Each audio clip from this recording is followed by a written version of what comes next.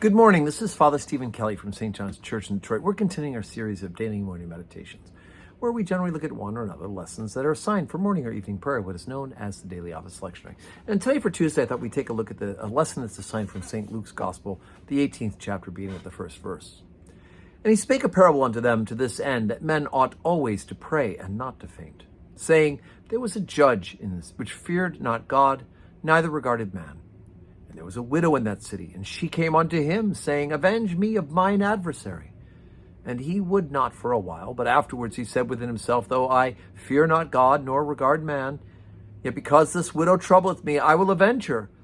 Lest by her continual coming she weary me. And the Lord said, Hear what the unjust judge saith. And shall not God avenge his own elect, which cry day and night unto him, though he bear long with them? And I tell you that he will avenge them speedily. Nevertheless, when the Son of Man cometh, shall he find faith on earth? Okay, let's stop there, okay? And the rest of the lesson goes on to tell the story about the Pharisee and the publican praying in the temple. And of course, that's a wonderful one, and it comes up in the lectionary, and we preach on it regularly. But I love the first half of this one because the story of the persistent widow, right? She keeps coming to the judge, and she wants justice, and she wants justice.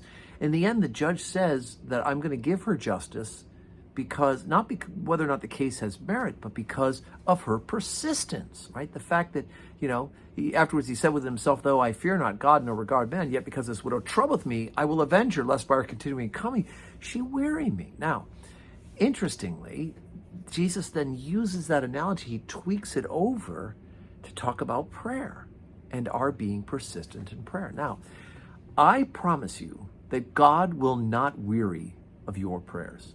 I promise you that you can pray and pray and pray and pray, and God will not get tired of it, okay?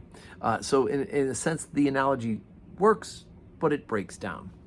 But the point that he's trying to make is that if by human means we know that this happens, if we know by human ability we are able to weary down this judge, the reality is that we need to be as persistent in the life of prayer. We need to be as regular and as desirous of having a result. Now, here's an interesting thing, of course. We are told that we are to pray constantly, to pray continually. The idea that we should be continually recollecting ourselves and placing ourselves emotionally, spiritually, if not physically, in the presence of God. Right? At all times, we need to know that God is present and he's listening. And so we spend our life, how we live our life becomes a part of prayer. And then we actually are being prayerful as well. We talk about these little things called ejaculatory prayers, where we just shoot up a quick prayer, which helps to recenter us. The idea of, in a moment when I'm frustrated, I'll say, Kyrie eleison, right? Lord, have mercy. Or when I'm in a situation where I want to be unkind and uncharitable, somebody cuts me off in traffic, I have to say, God bless them, and actually physically pray for them to keep myself from being uncharitable in the situation. The recollecting oneself, right? We hear church bells, right? We get the wonderful carol on going off here at St. John's. And when I hear the 15-minute bells go off, every time I hear them, I say, thanks be to God, or, blessed be God forever. When the hour rings, I say the Lord's Prayer, or I say a Hail Mary, right? So all these things, we hear things, or when we're out driving, right? And I drive past places, I had lunch at that diner with so-and-so a few years ago. God bless so-and-so. We're constantly recalling ourselves into the presence of God and then lifting to him, as well as those ejaculatory prayers, lifting up those heartfelt, deep, desired prayers, the needs that we have for others as well as ourselves, constantly putting us to God. Now, let me give you a little inroad on this, okay? One of the inroad is that the more we pray, the better we get at praying, right? Just like running. The more you run, the better you become at running. The more you pray, the better you'll become at praying.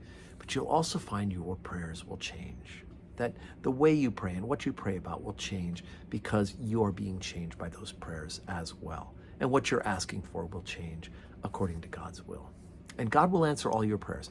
Yes, no, or not yet, right? And I hate when the answer is no, and not yet's always a good exercise in patience, but the answer is one of those three.